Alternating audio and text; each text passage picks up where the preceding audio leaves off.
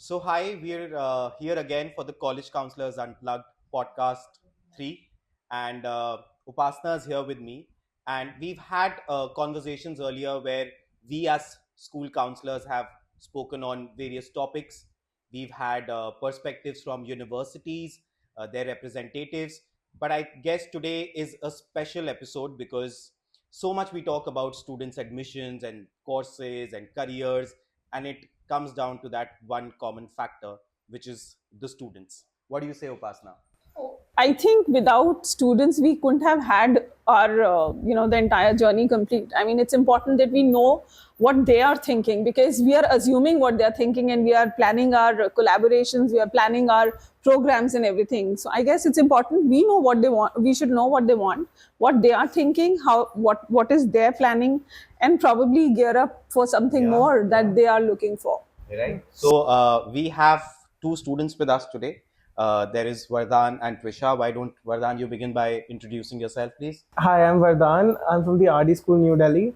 I graduated in the year 2023 and I'll be pursuing computer engineering in the University of Waterloo this year.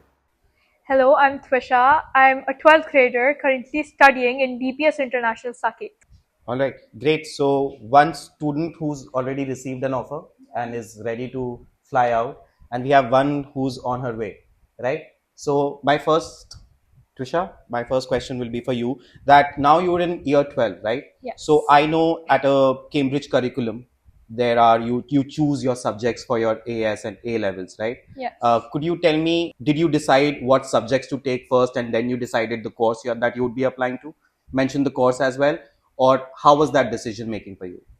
So the thing was, in 10th grade for my IGCSEs, I had totally different subjects from the those I have currently. So I had pure sciences in 10th grade, and now I have English literature, psychology, and economics currently.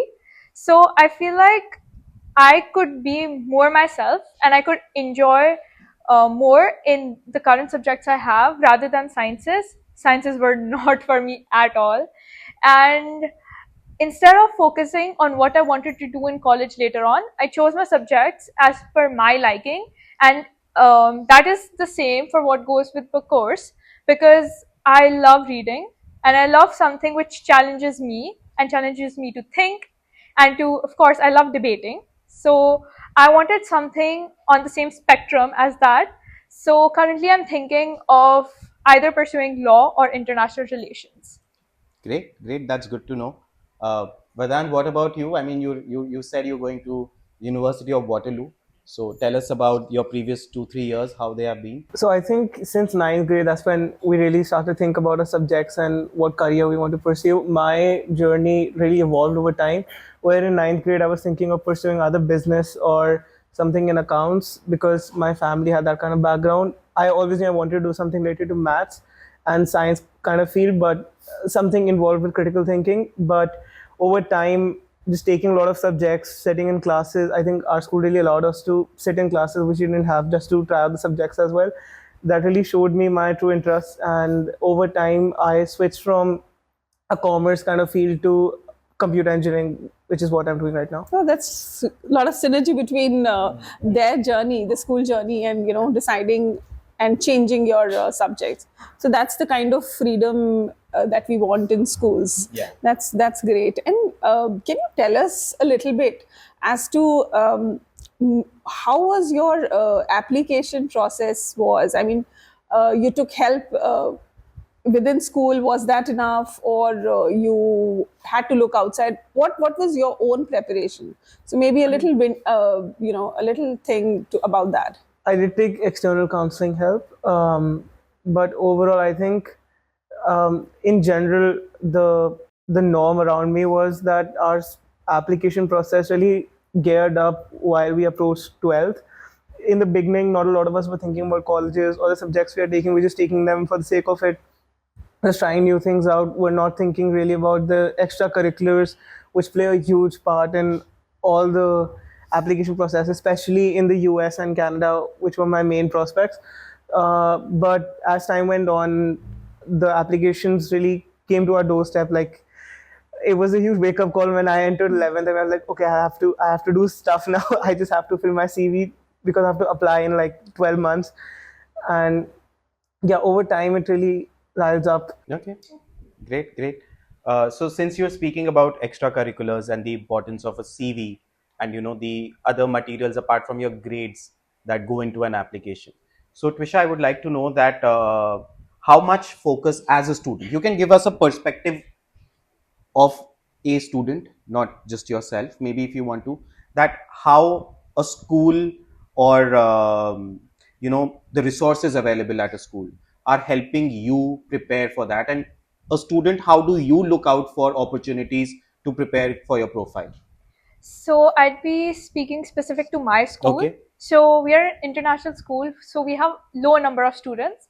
And I feel like that's a really good advantage because we get personal attention by our college counselor and our other subject teachers. So we have many universities coming into our schools each day and they take sessions with us. We also have career fairs twice a year, which of course gives us a deeper and sort of first-hand experience to converse with the college representatives and to basically have some sort of an understanding of what we need to do, what we are doing, is that enough, and what we need to do in the future currently so that we find a university which is perfect for us.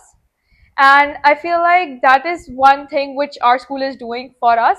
And for personal, as I would like to say, we love to help each other out. So we love having discussions on which country has which advantages, disadvantages, and which country, of course, would be the best for this field.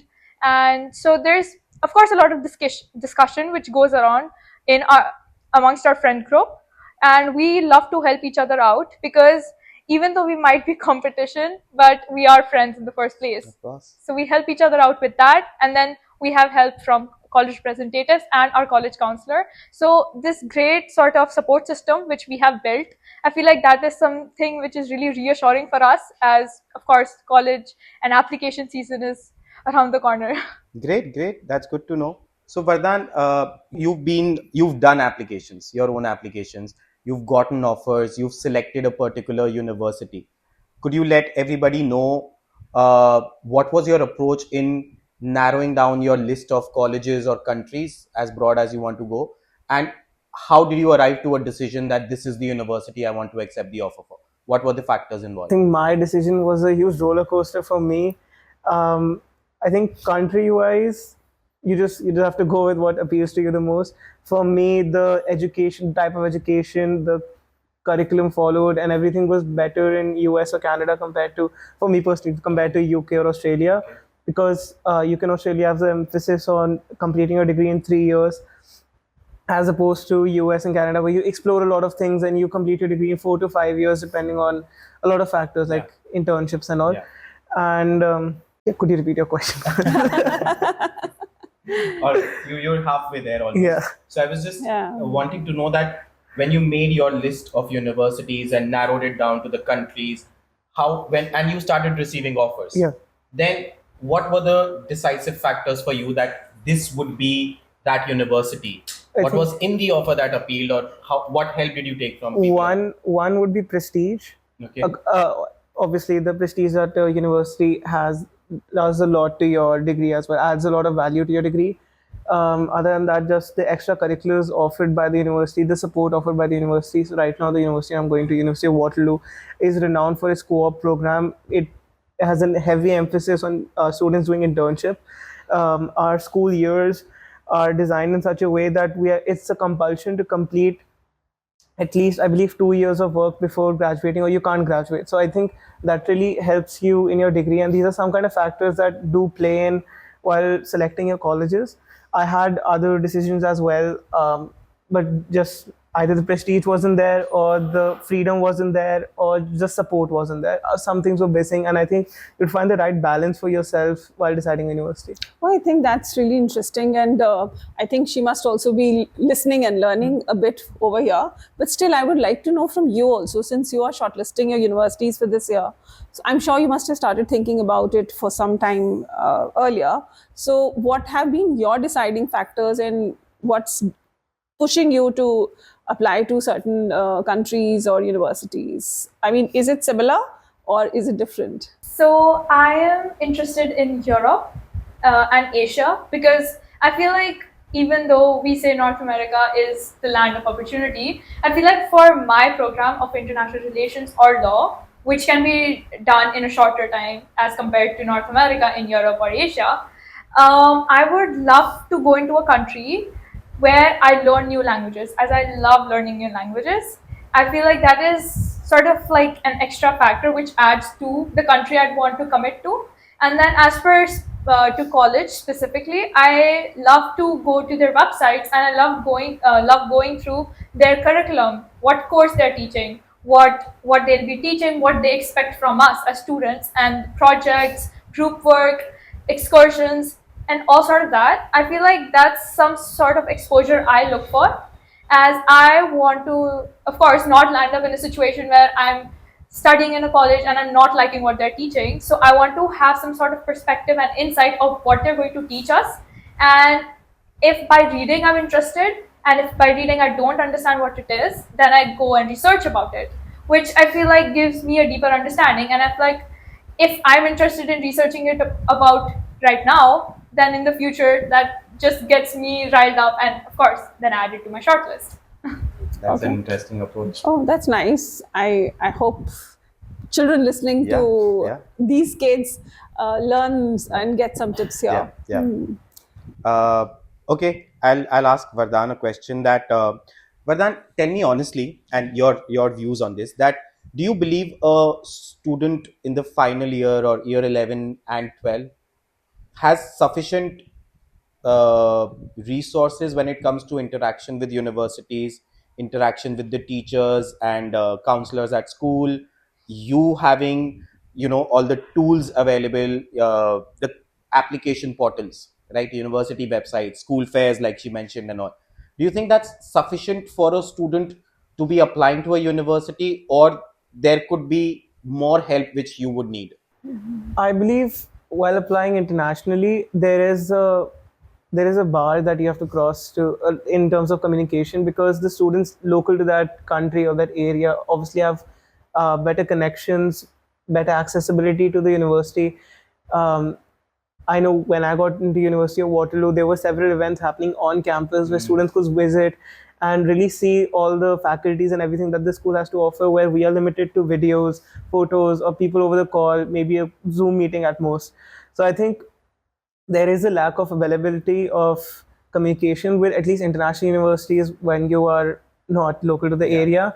But at least with you, when I was in school, we did have a lot of opportunities to talk to university reps. I remember when I was applying and coming back to University of Waterloo, we had a call with one of the reps, which really gave me a lot of helpful tips regarding my application.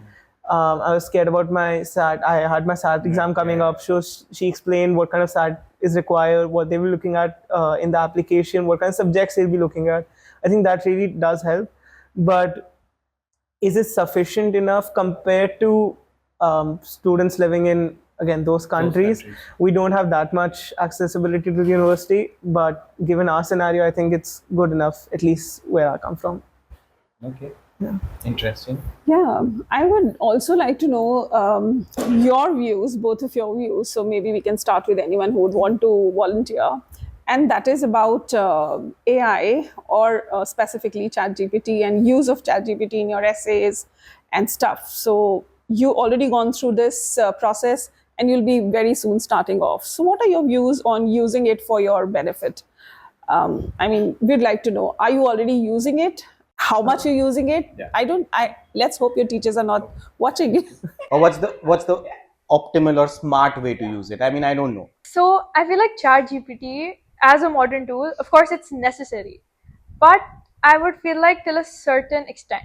So if I were to be completing an assignment, a research assignment on an XYZ topic, I would like to write and start off by myself, but I would not like to get the entire thing copied by ChatGPT, because then just it shows what it's very generic and it doesn't show me as a person. And I feel like me as a person is much more than what ChatGPT can do.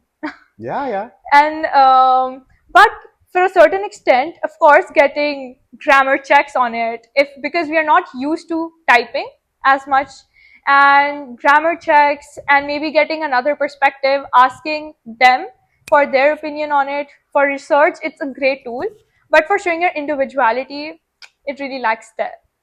Great. Yeah.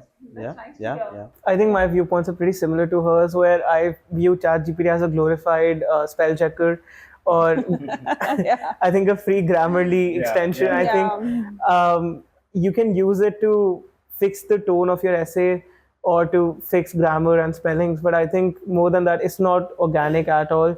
It can definitely guide you and give you like a skeletal structure that you might want to follow in your essay, or give you some kind of idea or some guidelines if you're completely blank. But I don't think it's a very handy tool for college applications in general, because colleges, from what I know, are really looking for your individuality and just seeing how you can convey it the best to them. And I think ChatGPT just takes out a layer from that entire process and makes it very mechanical as a whole. Okay. Okay. And okay, even I'll have a question for the both of you. So you've graduated high school and you're on the verge of it. Now that when a student in year 12 is making applications and you have all the school forms regarding the references that would go, and any the school counselors ask for your list of universities, and all of that process goes on, you have to write your own essays, right? So is year 12 enough for college preparation regarding everything that goes into your application, right? Or, I mean, you tell the students when is a good time to begin, and could there be a structure? Like if a student is in year 9 or 10, what should they begin with? Keeping, I mean, rethinking about if you would have started earlier, this is how I would have paced myself along the 3 years. Any of you can begin to answer. I think no matter how prepared you are, it does hit you like a truck once you enter year 12, that, okay, I'm applying to colleges, I'll be receiving decisions, and it's no longer just in my head. I will be getting a yes or no answer. And statistically speaking, it's a high likelihood it's not a yes most of the time. So you have to get yourself ready for that as well. I think just the mental preparation that goes there is a lot to swallow at that time. And I think no matter, I mean, the ideal time to start preparing for your college applications and the essays. I have a couple of friends who started writing them from 10th. I think the ideal or the Goldilocks zone would be year 11, just getting everything in order, because in 12th you'll be fighting for your predicted grades, studying for your finals, writing your essays. I don't think you have that much liberty of time. So I think you should really get everything in order in 11th. But yeah, no Testing matter. also, like you took the SAT and a Yeah. language test. Yes, I mean, that's the true. English language test. Yeah. Yeah, So yeah. all of that also. Yeah, I has to think be- I took that also in 11th. So I think 11th is really the golden time to get everything in order, because in 12th you don't get that much time. You have to just fire applications out to as many universities Yeah. as possible and hope Yeah. for the best. And Vardhan, last thing, that what about year 9 and 10? I mean, you had a very solid profile in terms of participations, inter-school, intra-school, and so much leadership. You had opportunities to explore that. So, any advice to these students? I think, yeah, in ninth and 10th specifically, aside from your grades, because your grades obviously matter, just say yes to all the opportunities coming your way. This was an advice given to us by our school counselor as well. Just say yes to everything and see later on what's clicking. Yeah. Because in ninth and then you're anyways exploring a lot. You don't know what you're heading towards. As I said, I was interested in business and accounts. So if I would have followed rigorously that path and only accepted extracurricular activities or propositions related to that part, I would not have been able to got into a computer engineering program. So just say yes to everything and see what lands. That's fantastic advice, I guess. What about you? What do you have to say about it? So I would say, for me personally, I started in ninth grade, which was the lockdown period. So I had a lot of time to basically explore what I like doing. So I participated in dance competition, debating, MUNs, all sorts of stuff. And then when I found out what I liked, 10th, 11th, 12th is where I focused on strengthening that one personal interest I had. So I was really interested in gender equality and I loved that sort of field. And so I started a club in my school in grade 11th. I did lots of internships with Girl Up India. And so I feel like when a college sees a journey, I feel like that is more important. And if you start earlier, then that's where the journey is like an upward curvature, which I feel like is something which the university would obviously love seeing. And so CV, Commitment to it. yes, your commitment to it. And I feel like that is one thing. And then, of course, you need more time to build great rapport with your teachers because they'll be the ones writing your LORs. And of course, mentally preparing yourself for what's to come in grade 12th is also one thing I would like to tell others and to myself as well, to start as soon as possible, because as he said, once you enter 12th, it does hit you like a truck. Next year I won't be here anymore. Yeah. That's a lot to take in for, of course, a teenager. So mentally preparing yourself and having a schedule which divides your time good and efficiently is one system which helps you take all that burden off you. Lovely. Great. Lovely put together. Oh, do we need counselors in school? Yeah, I think them along with the chat GPT will suffice in the years to come. Right. All right, Vardhan and Trisha, I would like to know one more thing, and the last thing I think today for this podcast, as to what kind of support you people think you should be, get from the school counselors as well as the universities. I'm not saying they're not supporting you or More they're not support, supported. because- A little more probably could have been better, and it will help all of us to know from you people. A feedback to a your feedback, school counselors. yeah. I think even though there's like a general guideline that most school counselors do fit into, like they help with your essays, they help with the extracurriculars, they give you tips. I think the most prominent thing that they can help us with is time availability, because when we are applying to universities internationally, the time zone difference does play a lot of does come into effect a lot, because we are receiving mails regarding maybe something is left out in our application, or they didn't receive anything on time.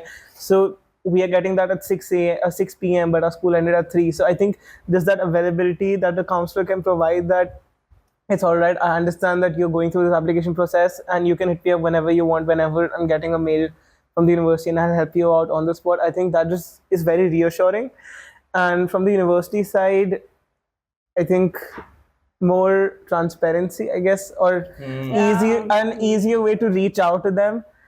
If not transparency, I don't know. I think it's a very Yes, transparency also. It is important. transparency also. I think it's a very it's a hard time when you're applying. I think there's a lot of stress on your mind that only the few people who are applying with you can relate to at that given specific time, not in retrospect or something that will happen in future. And at that time, I think there is an urge to mail out to the university. I'll be like, hey, I was just wondering, did you like my profile? Will you be taking me? Please tell me. I think a little toned down, but just the option also to reach out to university and not have the fear of them being annoyed and canceling Right. your thing out. I think that will play a huge role. That's good. That's a good input. What about you, Tisha? So for schools, I personally see myself and my friends finding it hard to find specific time during school hours to go to our counselor and converse with her about what should we do, what should we doing, and just basically talk face to face about applications and the process, because we have classes all day and we don't have a dedicated time with her. So I believe finding a little bit of time, a dedicated time with our college counselor would be a bit better, because in lunch break or after school hours just does not work out as well as I would personally like to. So that sort of time dedicated specifically to that would of course help us a bit more. And for colleges, I find myself, if I have a specific college question which I would like to ask to them, and they don't have answers for it online on their website or their newsletter or anything, so I usually find myself mailing to them. But because of the time difference or my mail getting lost in their Yeah. a humongous many, amount of yeah. mails coming to them every day. I feel like the time they take back to respond to me is not less than 2 weeks. So I feel, yes. So I believe that a faster response time, so maybe like 24-hour help centers, that can be aided by AI as well and maybe overlooked by a human, because I feel like that's something sort of that would help us a bit more, because we have so many questions and mailing them out separately and then waiting a long time for them, of course, hinders with our application process or our understanding of that process as well. Yeah, I definitely agree with the last statement where I have had instances, I'm not naming the universities here, but I've mailed the universities and I've been waiting for the reply for like a couple of weeks. And then I send a reminder mail and the reps respond to me saying, oh, that mail must have gotten lost. We'll just look into it. We'll get back to you as soon as possible. I think that's genuinely like a serious problem because of the time zones and the huge amount of mails that they get. And also, I'll add to this. I mean, sometimes even we people send mails to universities for certain things that we probably the information that we can't find on the websites and stuff. So instead of giving us tailored answers, they just send us the link and go to the same place where I had come back from. So there's no point. So I think they need to be more empathetic. I guess empathy somewhat underlined over here. So they need to be empathetic and probably respond as per the question rather than telling us that, go to this link where I was already there and I couldn't understand and probably didn't find what I was looking for. So I think that's coming back to the transparency bit as well, where it's better if there is an update from a real human being rather than seeing it on a timeline on their website that okay, by 7th February you should get a reply. But in the meantime, it's not a loading bar, right? It's a living process that we are going through. We should get some kind. All right. I think it was a wonderful conversation, and thank you, the both of you. We learned a lot, and I'm sure that all the students, parents, counselors, educators watching this will take note of some of the pressing points you've discussed today. And thank you. Thank you for taking Thank out you so time, much both for of holding you, us. and all the best with your journey. All the best. Thank you. Thank you.